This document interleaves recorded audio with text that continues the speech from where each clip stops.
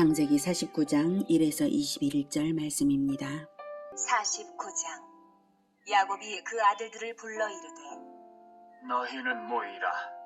너희가 후일에 당할 일을 내가 너희에게 이르리라.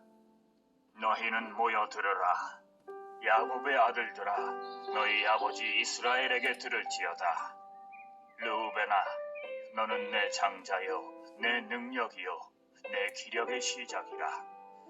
위풍이 월등하고 권능이 탁월하다마는 물의 끓음 같았은즉 너는 탁월하지 못하리니 내가 아버지의 침상에 올라 더럽혔음이로다.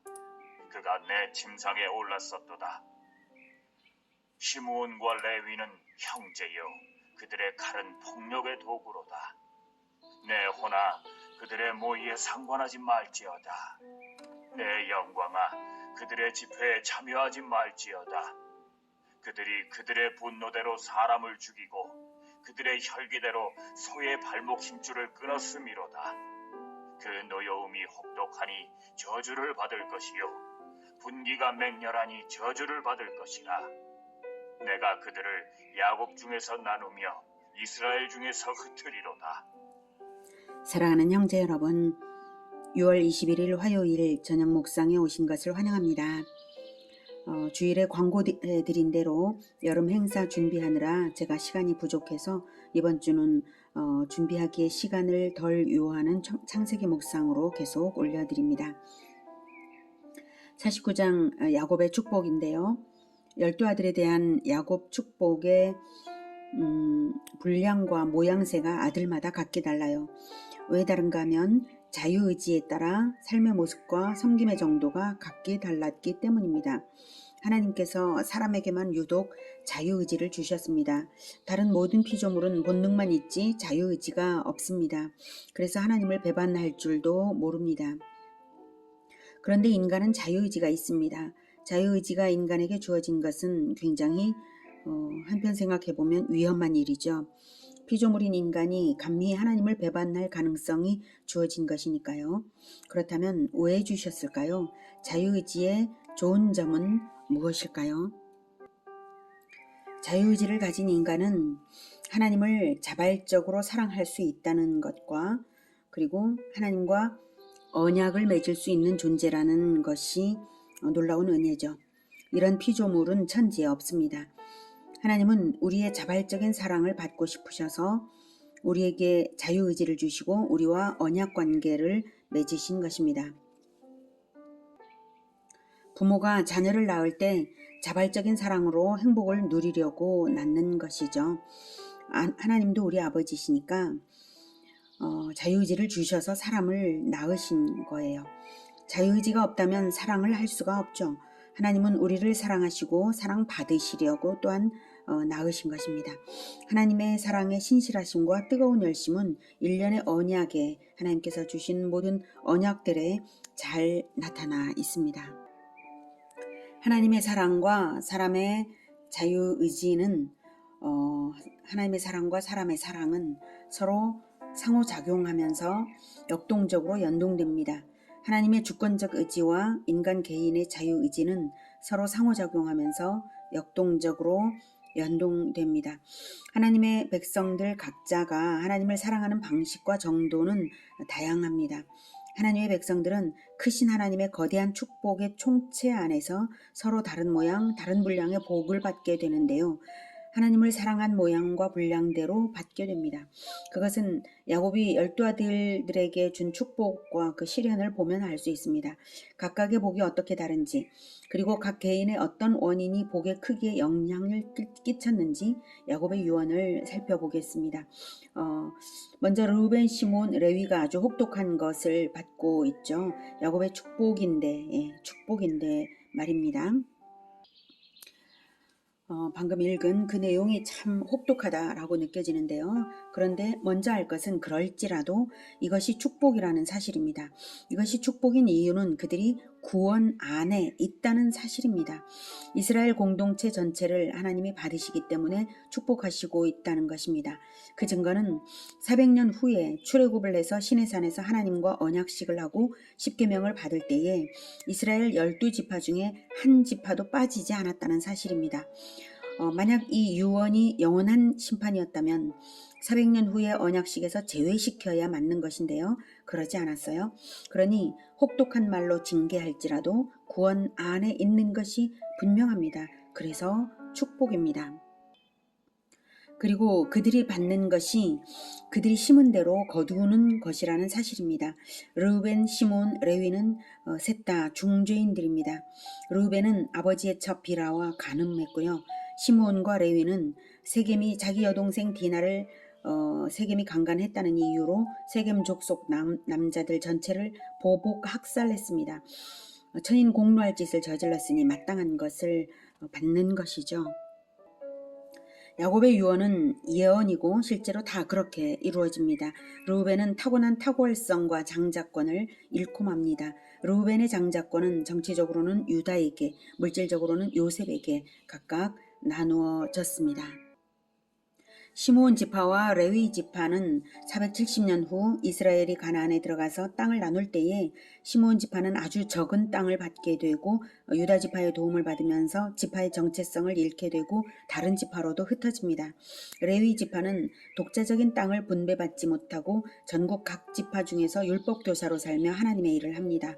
두 지파의 그 양상은 다르지만 예언대로 야곱이 흩으리라고 한 그 예언대로 이루어집니다. 레위 지파가 전국에 흩어지긴 하나 영광스러운 율법 교사로 살게 되는 것은 출애굽 이후에 공로가 있어서 그렇게 됩니다. 다 원인이 다 있는 것이죠. 8절.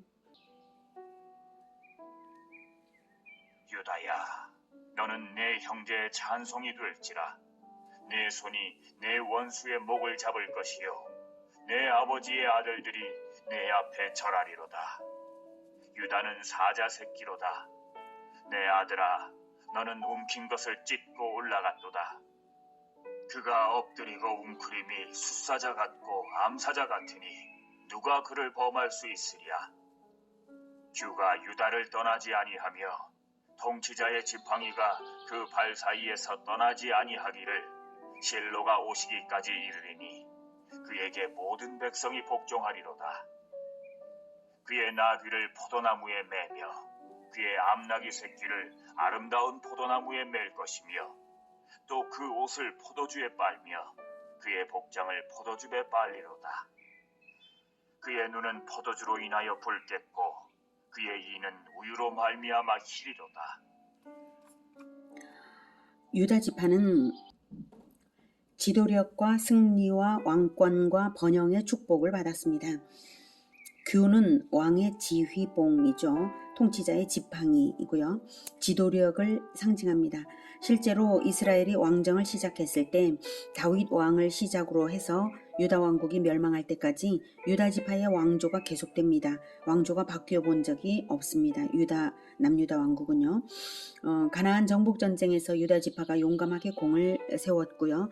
다윗이 골리앗을 물리친 후에 블레셋을 무찌르며 승승장구했던 일 등이 전부 야곱의 축복대로입니다. 실로가 오시기까지라는 말은 그리스도가 오시기까지이고요. 그리스도가 영원한 왕이고 유다 지파에서 태어납니다. 유다 왕국이 멸망을 당하기도 하지만 그리고 그 이후에 바벨론 포로 70년 기간을 거쳐서 다시 예루살렘이 회복된 후에도 왕국은 세우지 않았지만 유다 지파의 영원한 왕 그리스도를 이스라엘이 기다렸고 그리고 하나님의 언약을 믿었고 또 기다려서 다른 왕조를 세우지 않았기 때문에 예언은 이루어진 것입니다. 예수님이 그리스도라고 알려진 후에 예루살렘에 입성하실 때에 백성들이 호산나 외치면서 왕을 추대하는 환호를 했죠. 왕으로 높이는 일이 있었고 십자가에서 죽으실 때 로마 총독이 예수님의 죄패에 유대인의 왕이라고 썼습니다. 그러니 실로 즉 그리스도가 오시기까지 왕권이 이어진 것 맞죠. 유다 지파는 백성의 복종을 받으며 풍요를 누리는 지파가 되었습니다. 그런데 유다가 이렇게 좋은 것을 받는 이유가 중요하죠. 유다는 아버지를 뜨겁게 사랑했습니다. 뜻을 세워서 십자가를 지는 실천을 한 적이 있습니다.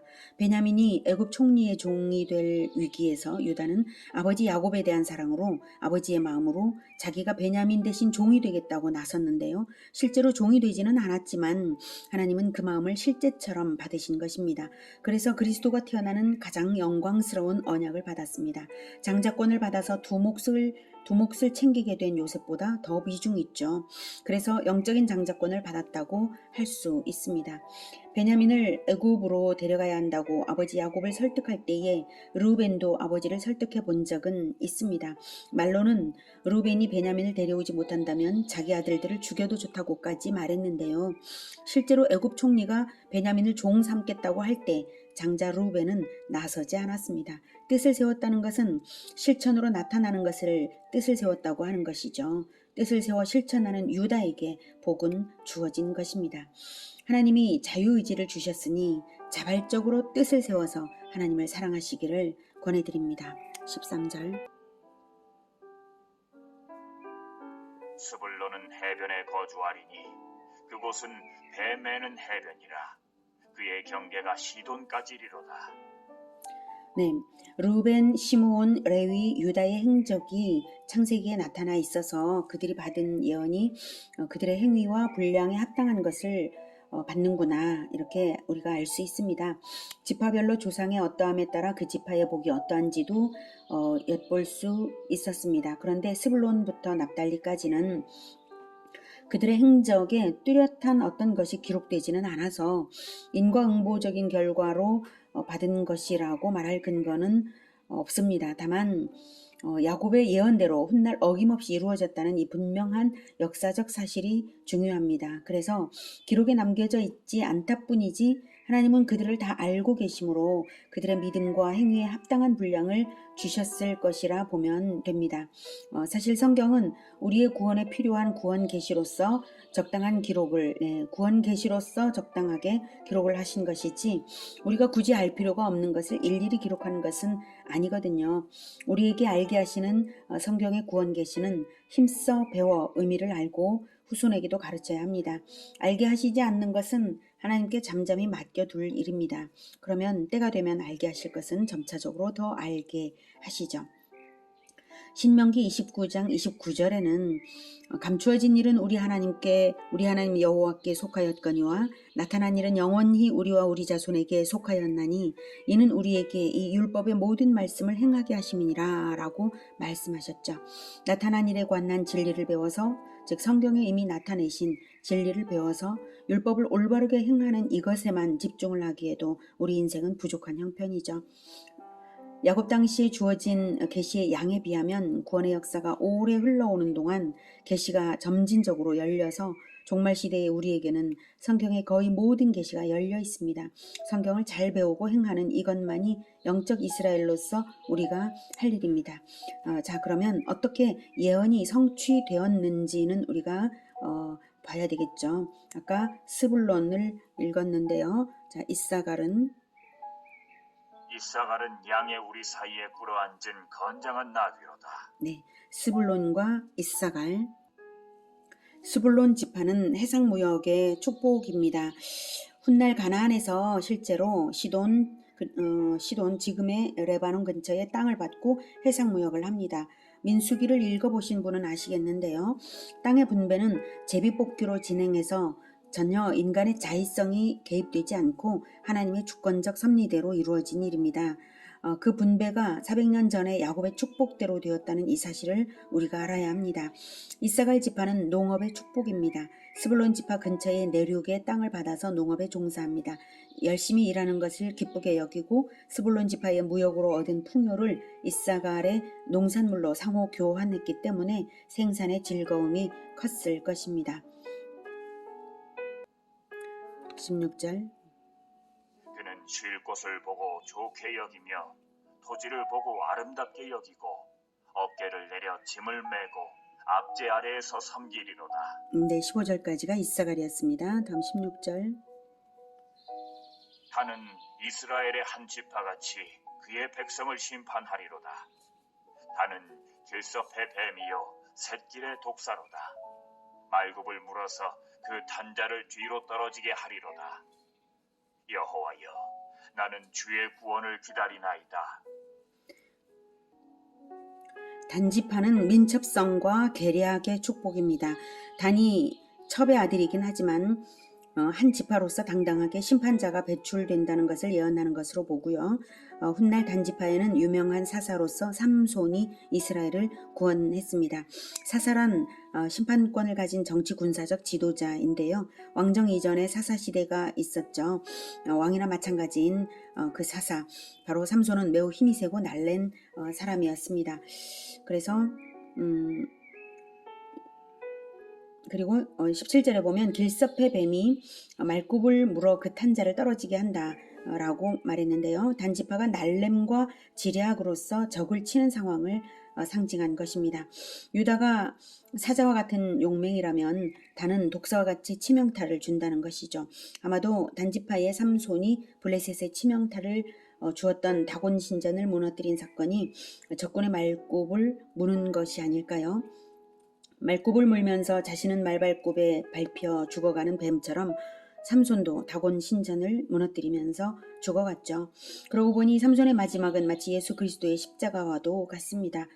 마침 18절에 여호와여 나는 주의 구원을 기다리나이다. 야곱의 탄원이 삽입된 것은 그 처절한 희생과 구원에 대한 감격 때문에 탄원하지 않았을까 하는 이런 생각이 듭니다. 19절 갓은 군대의 추격을 받으나 도리어 그 뒤를 추격하리로다. 아셀에게서 나는 먹을 것은 기름진 것이라. 그가 왕의 수라상을 차리리로다. 네, 갓지파는 용맹의 축복입니다. 훗날 갓지파가 분배받은 땅은 요단강 서쪽이 아니라 바깥쪽인 동쪽의 넓은 땅을 차지하는데요. 바깥에서 공격해 들어오는 침략자들을 막아주는 구실을 했고요. 전쟁도 잘했습니다. 갓지파가 넓은 땅을 차지하게 된 데에는 갓지파의 용맹스러움이 큰 몫을 했습니다. 그리고 아셀 지파는 옥토의 축복입니다. 훗날 아셀 지파가 분배받은 땅은 지중해 해변가의 낮은 지대인데요. 기름진 땅이어서 수확도 풍성하고 좋은 밀과 기름이 생산되어서 왕궁의 식량을 아셀 지파의 옥토에서 조달했습니다.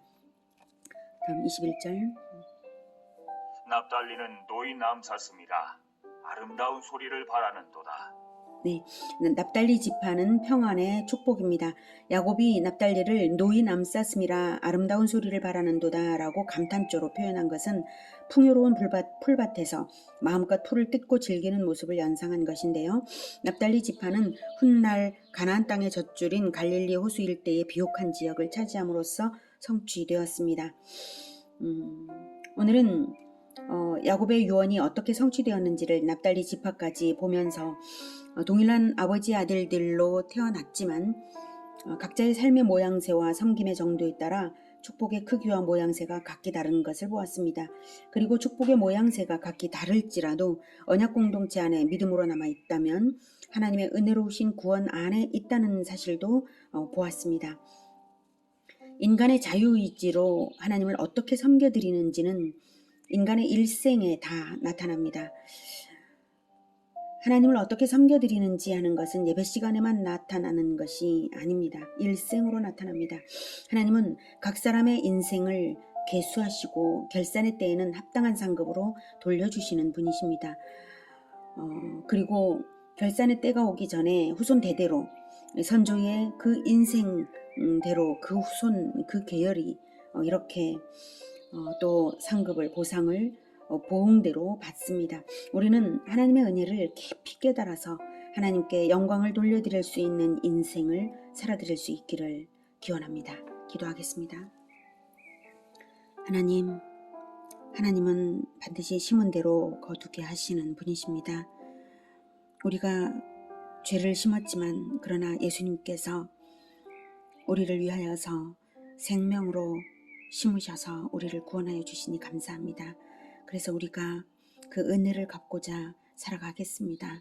우리의 인생을 이제는 죄가 아닌 하나님께 영광을 올려드리기 위하여서 섬김을 심으면서 하나님께 우리의 의지를 다하여 뜻을 세워서 하나님을 사랑하는 그러한 일생으로 섬겨드려서 하나님께서 복을 주시는, 그리고 결산의 때에 하나님께서 영광을 돌려받으시는 그러한 우리의 일생들이 다 되게 도와주시옵소서. 예수님의 이름으로 기도드립니다. 아멘.